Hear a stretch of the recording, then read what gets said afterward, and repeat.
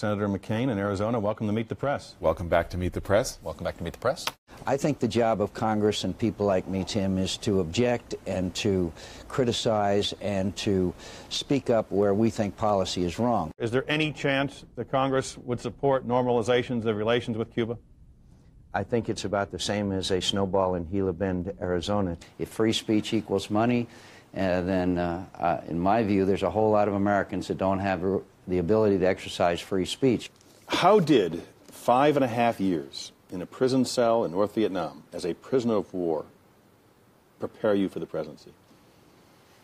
I think it helped me define the principles that I already held. I think I would not be running for president if I didn't think that there need to be significant changes made in the Republican Party. I would leave the task to someone else. Anybody who doesn't want the status quo in Washington, who wants the status quo to remain in Washington, does not want John McCain. This is a tough business we're in. Well, this isn't beanbag. As soon as we leave here, I'm getting on the Straight Talk Express. We're going to every major city in Michigan, and we're going to give a message. You go back to your good friends Trent Lott and Mitch McCain? Yeah, we can go do battle again. I'm sure they're eagerly awaiting my return. I'm sure they have very mixed emotions. If the guy wins, we got to deal with him as president. If the guy loses, we're going to have him back.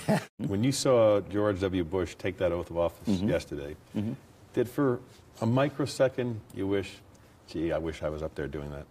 Every day. Thank you for being honest. I still believe that we did the right thing by going in there because Saddam Hussein had weapons of mass destruction, had used weapons of mass destruction. If he was still in power, he would be trying to acquire those weapons of mass destruction. Senator McCain, a serious question. Do you think the lady to your right would make a good president? Oh, we can't hear you, Tim. We can't hear you. You're breaking up. I will continue to take positions that I believe in and I stand for. And I recognize that a lot of my credibility is based on that, and I think most Americans will judge me by my entire record. I may not be the youngest candidate in this race, but I'm certainly the most prepared, and I'm prepared to lead this country. I don't need any on-the-job training. We are closed in the last week. If we continue this closure next week, you're going to be up very, very late on election night. Do Sarah Palin and I disagree on a specific issue? Yeah, because we're both Mavericks. Do you think that there is something of a war on women among Republicans? I think we have to fix that. I think that there is a perception out there because of the way that this whole contraception issue played out. We need to get off of that issue, in my view. I hate the press. I hate you especially. But the fact is, we need you. We need a free press. We must have it. It's vital.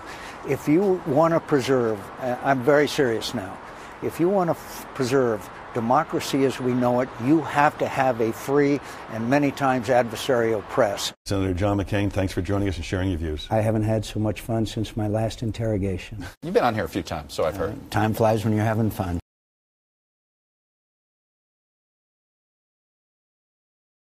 Hey, NBC News fans, thanks for checking out our YouTube channel. Subscribe by clicking on that button down here, and then click on any of the videos over here to watch the latest interviews, show highlights, and digital exclusives.